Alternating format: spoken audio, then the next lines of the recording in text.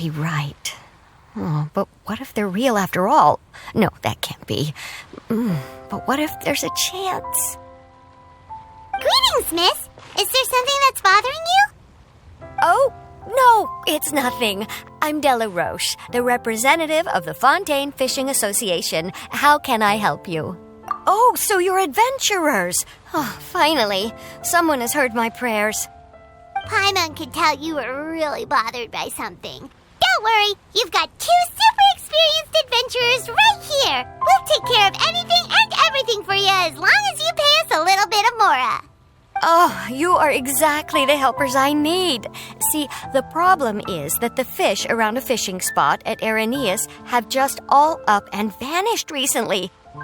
They disappeared too quickly for it to have been the work of human anglers. As the representative of the Fishing Association, I had planned to go and investigate the area right away. Right, but unfortunately, as the representative of the Fishing Association, there are a few other errands that I absolutely have to run. So you'd like us to investigate the spot for you? Exactly, you're right on the mora. So I thought I could delegate this work to you.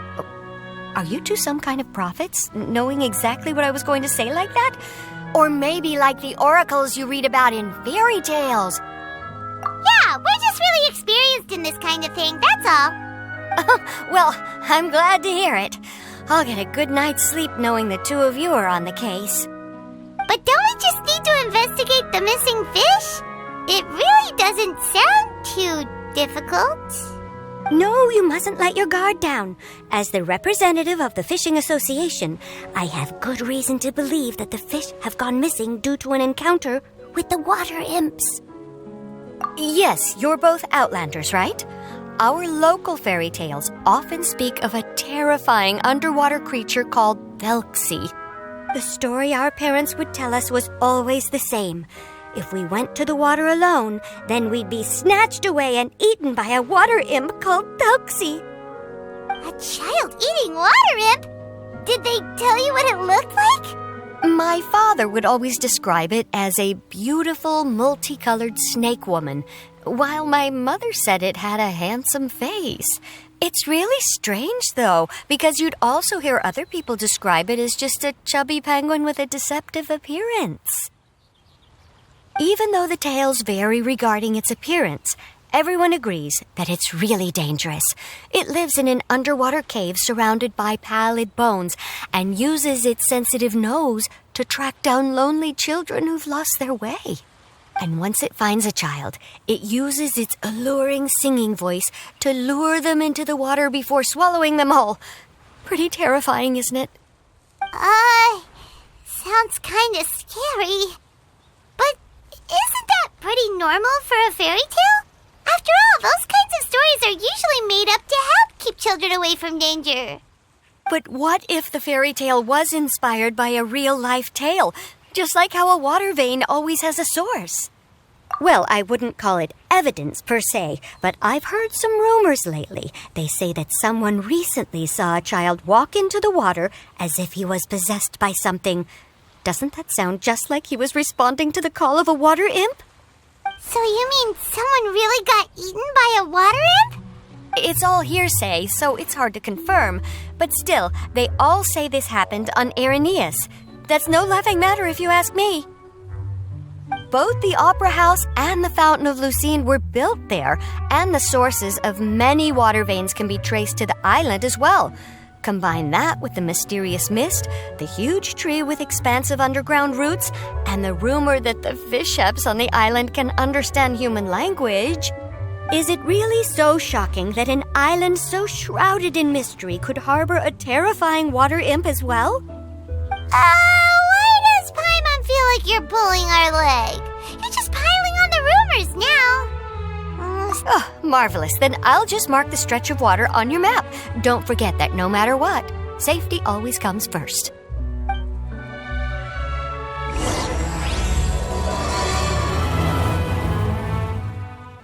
Is this the stretch of water Delaroche was talking about? It looks really peaceful. Huh? Look, there are some footprints over there. pretty fresh.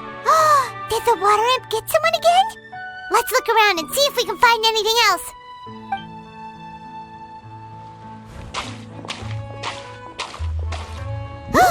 Wait! Did you hear something just now?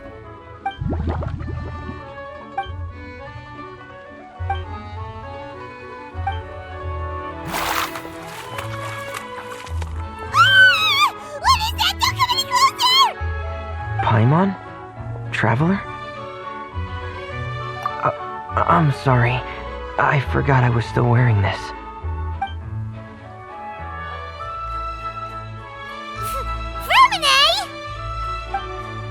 Paimon, are you okay?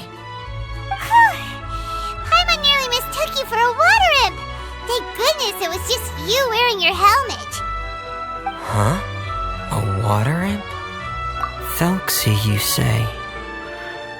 How surprising. Huh? You know that name too? Or do you know someone else who's trying to investigate the water imp? No, I think our situations are probably unrelated. Sure, if that's in order. I know the name because of one of my employers. She noticed the clockwork penguins I brought to the workshop and contacted me through the shop's owner. She has commissioned me to make a special toy. Following her request, I've named the toy Thelxie. Huh? But isn't it a little creepy to name a toy after a water imp? Wait, hold on! Fremina, you never take commissions from other people! Yeah, but, she made a special request, but out of respect for her privacy, I can't really talk about it. It's alright though. She'll be coming over to check on my progress shortly, and I'll just tell her that you're two of my trustworthy companions. Hearing that, she might be willing to share some information, and you'll be able to continue with your investigation. Huh. Even though you seem a little cold and reserved sometimes, you're still really considerate. Our target isn't necessarily the water imp, though. We're primarily here to investigate the disappearance of the fish. The fish?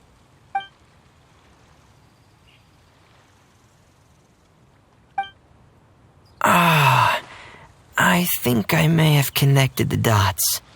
These past few weeks, I've been taking Thelxie for underwater testing every day. The pressure testing makes a lot of noise. So, all that about the disappearing fish, well, it was probably because of me.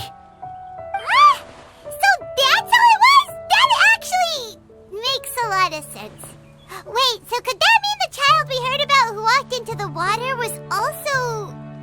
Yes, I think that's quite likely as well. Whew. So in the end, it was just Fremine. Paimon spent all this time imagining what a water imp from the fairy tales might look like, and it all turns out to be just a hoax. I'm sorry. It sounds like I've created a lot of trouble for everyone else as well.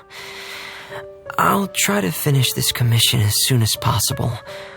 Once I'm done, the fish should come back. Thank you. Actually, how much work do you still have left, Fremine? Maybe we could lend you a hand. Thanks for offering. But I can't trouble you any more than I already have.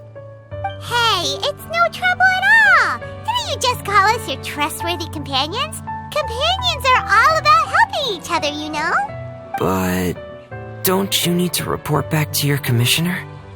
Nope, that's not how it works. See, Paimon's got these commissioner types all figured out, even though we were just tasked with finding out why the fish had gone missing. If we tell them now that it was all just a misunderstanding, you can bet they'd just immediately hand us another commission to help them get the fish back. Exactly! So if we can help you finish up your work and get the fish back, that would save us an extra trip! Is that what you'd like to do as well? Huh. Alright, I'll trust your judgment. Please follow me. I've made a makeshift camp over there. I've stored Thelxie in the tent. He can respond to some simple verbal commands. You can try calling his name and see if he'll come over. Whoa, sounds pretty advanced. Let Paimon give it a try. Hey, Thelxie! Are you there? So that's Fremone's version of Thelxie. It's also penguin-shaped, just like Pear. Yep. Had Thelxie lived in Penguin Town, he'd probably have become great friends with Pear. It's not really anywhere famous or important. Don't worry about it. Hey, Thelxie! Nice to meet you! Do you know how to say hello?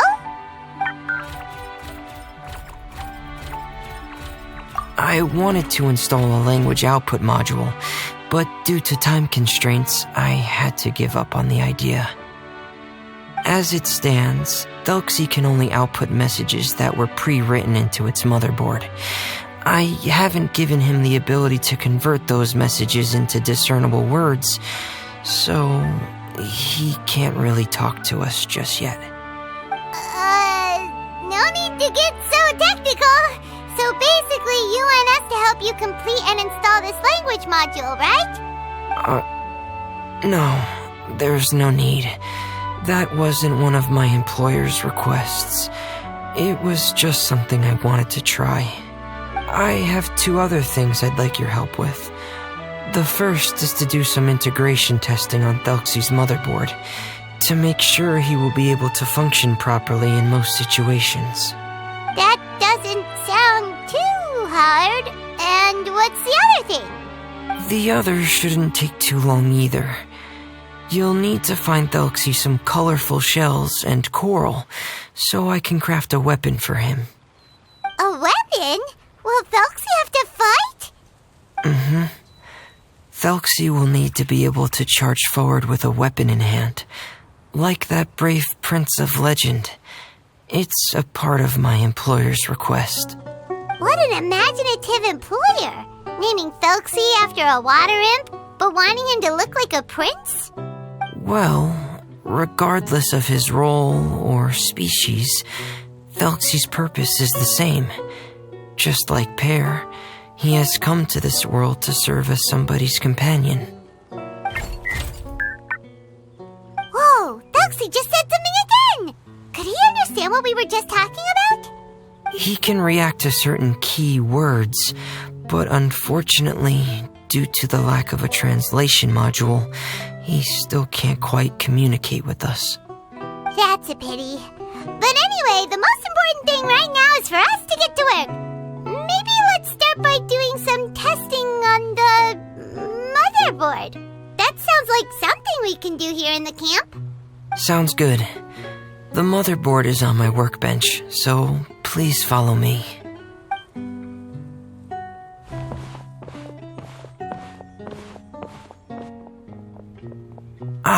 Here we go. I have this testing manual, so feel free to reference it if you get stuck.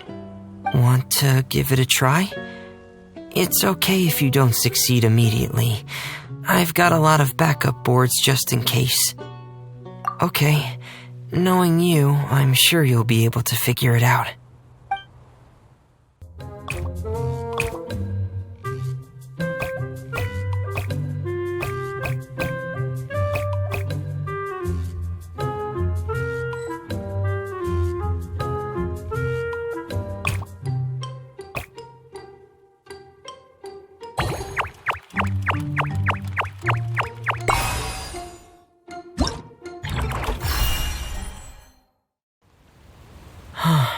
You're doing well. Just as I expected. We've taken on a lot of similar tasks before, you know. Then let's move on to the underwater part. It's just as I mentioned earlier. We're after colorful shells and coral. Oh, speaking of which, you're both already pretty used to Fontaine's underwater environment, right? Okay, that's good. Just let me know if you ever feel uncomfortable. I'll make sure to stay right by your side.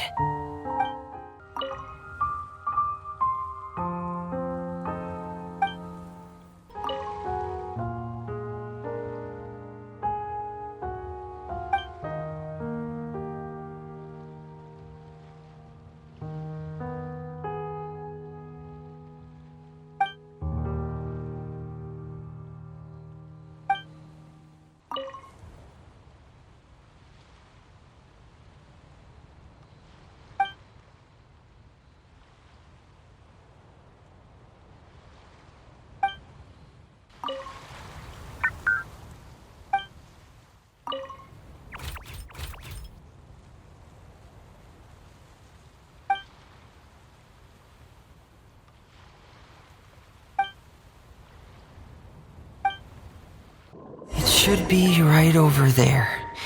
We'll be able to find something that'll help us with our search. This is it. We call this thing an echoing conch. It can detect special reflection waves in the water to help us with all kinds of underwater exploration and excavation efforts. Here, try it. Did you notice any interesting places? The echoing conch should have detected some just now. Let's go check them out.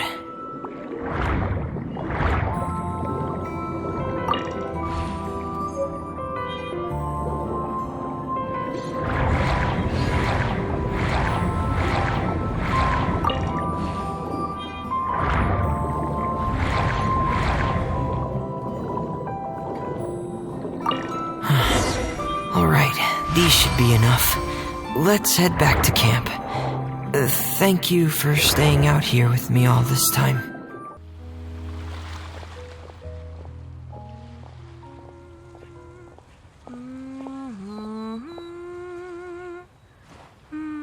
Fremine, you're back. I thought you might have been out diving. I'm sorry, Madame d'Estray. I must have kept you waiting. I can report, though, that the construction of Thelxie is going quite smoothly. There's no rush. I'm your employer, not your supervisor. And these two are... They're two of my trustworthy companions. They're here to help me work on Thelxie. Yes, I see. I suppose it's only natural for someone responsible like you to have some reliable friends. It's really nice to meet you, Madame d'Estray. Are you Fremine's employer? Paimon is Paimon, and this is the Traveler. Greetings, my new friends. Just call me Zuria. You are both so adorable. The sight of you reminds me of little fairies under a cottage roof. Oh, do you really think so? Of course. If my child had friends like you, then perhaps he wouldn't have become so obsessed with the tales of water imps. And I wouldn't... Obsessed with the tales of water imps? So you don't know anything about my request yet? I would have thought Fremine had explained it to you already. Well, Fremine told us that it was a private matter, so he didn't want to just share it willy-nilly. I see. So Monsieur Fremine is even more discreet than I had thought. As you are assisting him with the project, I believe it'll be beneficial for you to learn more about its vision and history. But it would be quite impolite of me to simply pile all of my troubles on you without your permission. So, would you like to listen to my story? Sure, you can tell us anything. You've already said nice things about us, so we'll try our best to help you get through your troubles.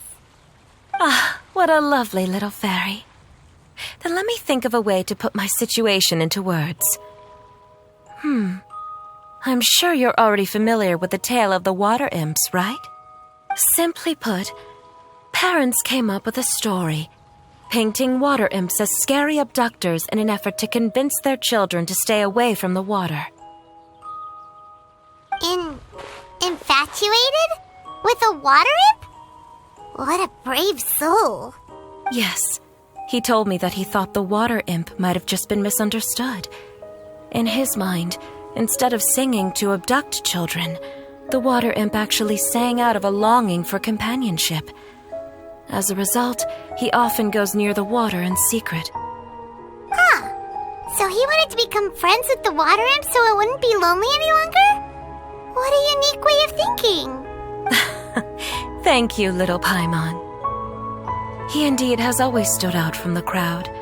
He was actually diagnosed with loneliness syndrome when he was only 8 years old.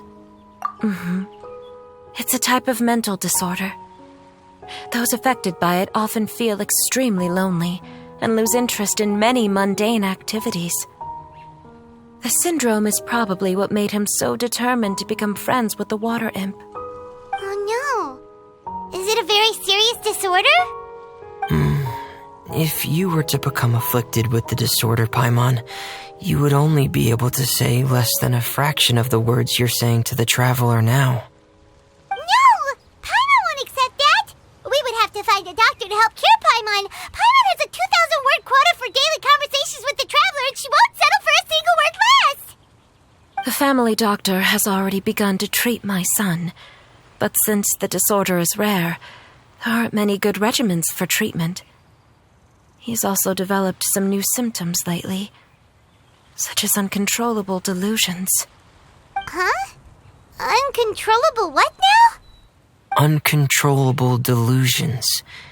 To put it simply, he can no longer differentiate between fantasy and reality, and spends all his time in his fantasy world. Then what is he seeing in his fantasy world? It's a dream that he often mentioned to me when he was younger. I've compiled what I could understand of his recent rambling. It goes a bit like this.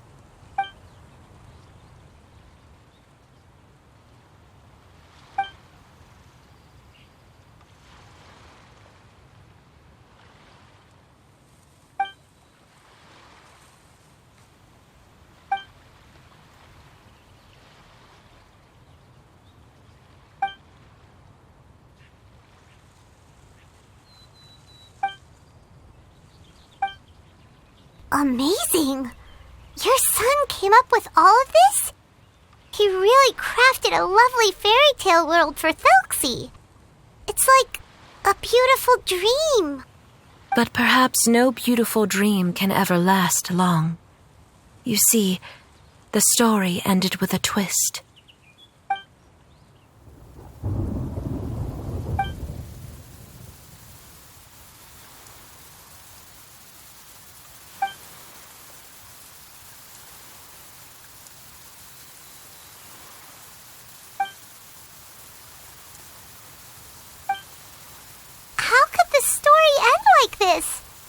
Is that kind of fantasizing what caused your son to develop his loneliness syndrome? Well, it'd be more accurate to say that it was the syndrome that caused such terrible delusions to manifest. But in any case, the biggest problem is the patient eventually loses themselves to the fantasy world of their own creation. My poor child can no longer differentiate between imagination and reality. He's begun to see himself as Thelxie.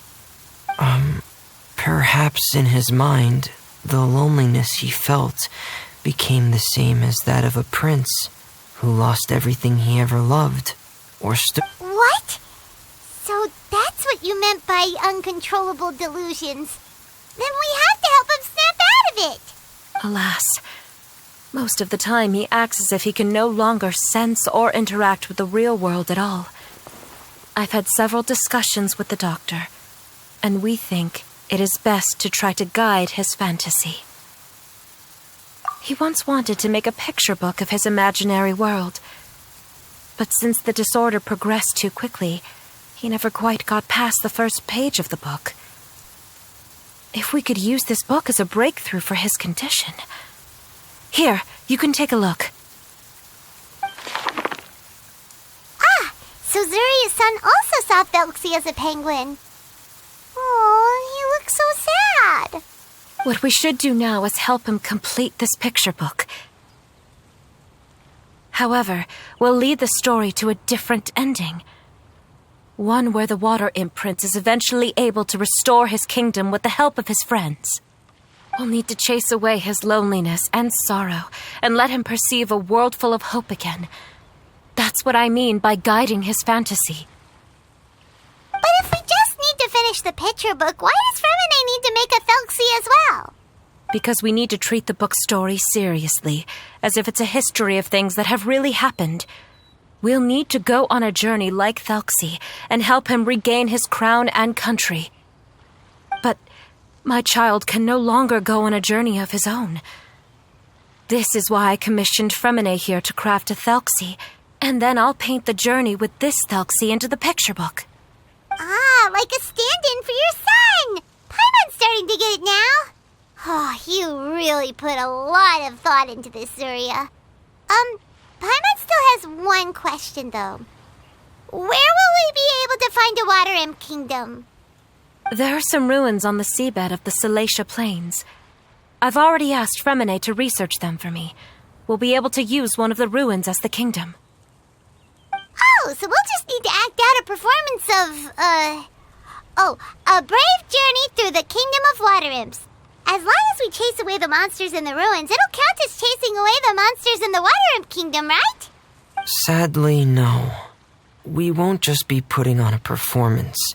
It's just as Zuria said. We need to take this seriously, and the only way we can take this seriously is if we choose to believe everything that's happening is real. So we'll be playing it straight, or, making it a fully immersive experience? Oh, neither of those really sound right. Well, either way, we'll still be able to help, right? It's all right. There's no need to get that serious. It's not a big deal. I believe in my son. We can just see this as him wanting to stay asleep for a bit longer because he's so enamored with his dream. Zuria. Keep your spirits up, everyone. If we were to look troubled, my son is sure to become anxious as well. I should be heading back right about now to check on my son. We temporarily moved to a place on the hill over there, so my son will have a better spot to convalesce. It's not far from the water, and there's also a great view. Feel free to come find me if anything urgent comes up. Understood. There's also one last thing. Since these two friends were able to help me out, I've made some more progress on Thelxie. I estimate that he should be ready sometime tomorrow. That's great news. I must thank you all. With that in mind, how about we meet here in 2 days' time to head to the Kingdom of Water Imps? All right, everyone. Let's meet again in another 2 days. Zuria sure is a brave and optimistic lady. Fremine, do you think her plan will work out? Let's discuss that over by the tent. There were a few things that I didn't bring up because the Madame was here. What is it, Fremine? What did you want to say? If you don't mind me asking, I would like the two of you to mentally prepare yourselves. This is the first time that you've met anyone with the syndrome, right? I know you two are both really strong and will do everything you can to help the child. But with the syndrome being the way it is, if things don't quite turn out as we wish, I hope you'll be able to accept the outcome and not put too much blame on yourselves. Fremine, why do you bring this up all of a sudden? Didn't we just promise Zuria that we'll be optimistic about everything working out? It's not that I'm not optimistic. It's just... So that's why you looked like you knew exactly what she was talking about. Wait, Fremine, don't tell Paimon that you also... No. Please don't misunderstand. I've never had it. I've just seen many cases of it at the House of the Hearth, back when we lived under the previous director. They say there are many factors surrounding the development of this illness. I've heard everything from hereditary factors and one's state of mind, to environmental factors and even ley line disorder effects. Some even say it could be caused by contamination from god remains. And from the cases I've seen, there weren't many positive outcomes. In the worst cases, the patient could even pass away. What? It could get that serious? And here Paimon thought they'd just stop talking as much. Yeah, that's just the nature of it. So if you'll find it difficult to cope with the worst case scenario, I would prefer that you back out right now. I don't want you to help only to feel like you failed. Hey, now's not the time to be joking around. Don't worry, Fremine. No matter how hard it might get, we'll be able to handle it. Really? Then in that case, let's see this real-life fantasy adventure together to the end. Yeah! But Paimon has a question. If this illness can really be as bad as you've described? And do you really think Zuria's method will be able to help? After all, we'll just be using a toy as Thelxie and some ruins as the Kingdom of Water Imps. The whole adventure will only be turned into a picture book for her son to read. Well, I think it should be able to do something. To harbor a fantasy means that the child wants to save himself somehow. The only reason he's allowed his dream kingdom to fall is because he's lost control of his heart. But if we can help him regain control and escape from the darkness, we'll be able to change his world. Like helping someone who's lost their voice be able to speak again. Oh, Paimon sees what you're saying now. Huh. How do you understand all of this so well, Fremine? Well, maybe because I've also had many of my own dreams in the past. I even had my own fairy tale world, much like that boy's. I was able to draw a lot of support from it, so I believe in the power of fantasy worlds. So you remembered. What Penguin Town?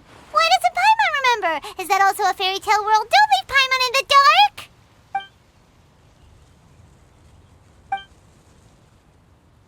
Hey, why did you put that on? It's just one of my personal quirks. Please pay it no mind. Anyway, Penguin Town is a peaceful place with lots of penguin residents. They're all really good at making clockwork toys. And Pear is the town's triumphant hero, as well as the one who quietly protects the whole place. Pear? But didn't you make Pear yourself? Well, I often think that Pear only came to me because he realized how much I needed him. So it's not so much that I made Pear, as Pear chose me as his friend. Fremine, are you sure you're not losing control of your fantasies as well? No, I don't think so. I can still differentiate between fantasy and reality. I just believe that the fairy tale world of my dreams must also exist somewhere. It might just be hidden, which is why it's difficult to see. Or it will only reveal itself at very specific times. Specific times? Like when you put on your diving helmet? Yeah, that's the general idea of it. Really? Paimon just said that because you put on your helmet. Have you ever observed the surface world from underwater? It's as if you're viewing a whole different world from the outside. It's a very surreal feeling, both alienating, but also as if you're being protected by something. I have a similar feeling when I put on my diving helmet. In those moments, it's possible to see some truly wondrous things, as if a fairy tale has become reality. It's almost like a sort of miracle. Really? Like a miracle? Well, if that's in order. Hey, don't you still need time to work on Thelxie's weapon? We don't want to keep you from finishing your commission. Right. I still have to collect some tools I'll need to craft the weapon. I've got to finish everything before tomorrow. Thank you for reminding me, Paimon. I'm sure there'll be other opportunities for you to try my helmet. Thanks for all of your help. I'll be off for now. Let's meet up here again in 2 days.